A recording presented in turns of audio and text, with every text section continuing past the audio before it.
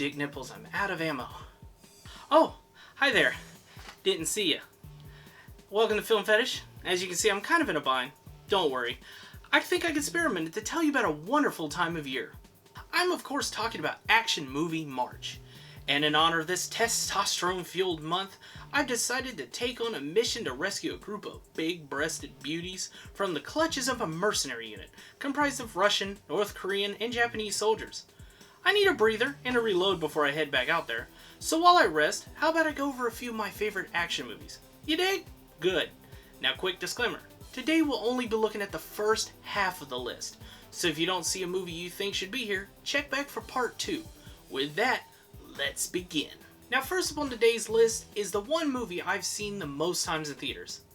This is The Expendables 2.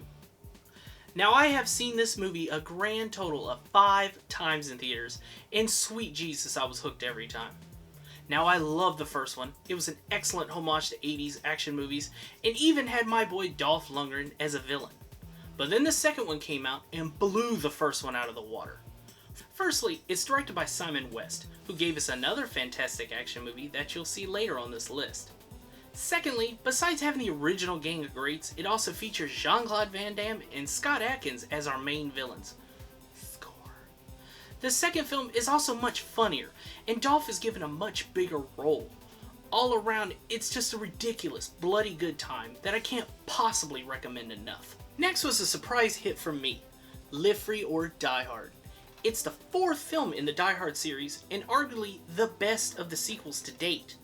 Now while the theatrical PG-13 cut is a fine film on its own, I highly recommend the unrated director's cut. It adds in all the blood and F-bombs that the Die Hard series is known for.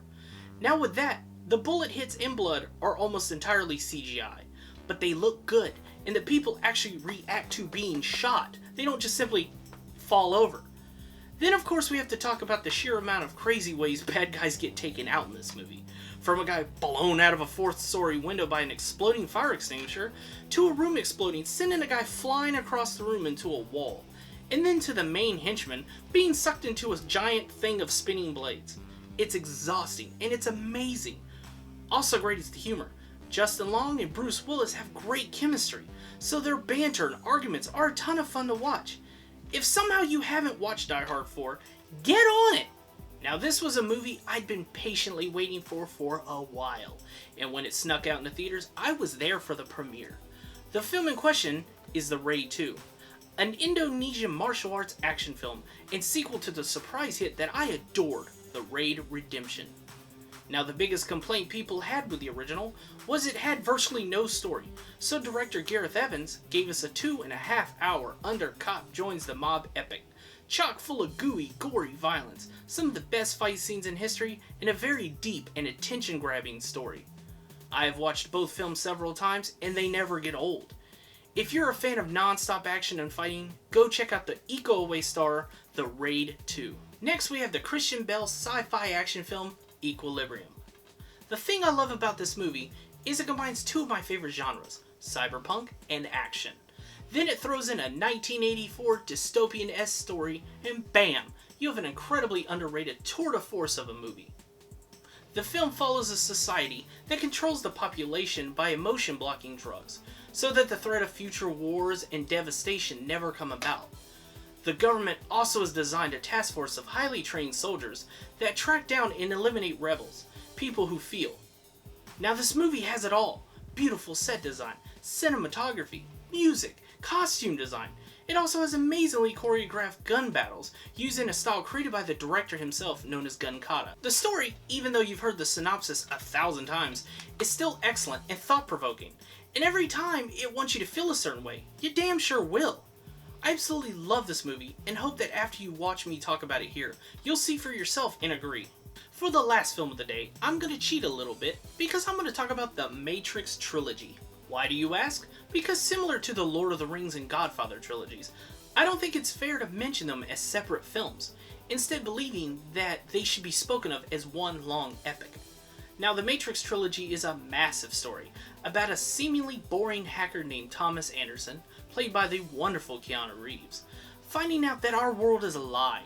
It's a digital mind fuck that is put there to keep humans docile, while our energy is drained in the real world by sentient machines that, of course, we created for war. He soon learns that he is the prophesized one who will lead the humans to victory over the machines.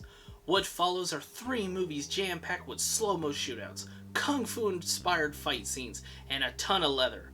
By the way, there's also so much story that it has to be watched several times to really catch everything. Now I want to defend the second and third movie's well-known complaints.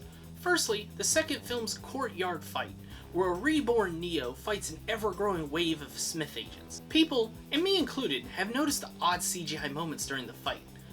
I want to say that even though they are definitely jarring at first, they are not terrible how you think of bad CG. These effects are smooth and resemble a CG cutscene instead of a choppy and reptilian-looking thing.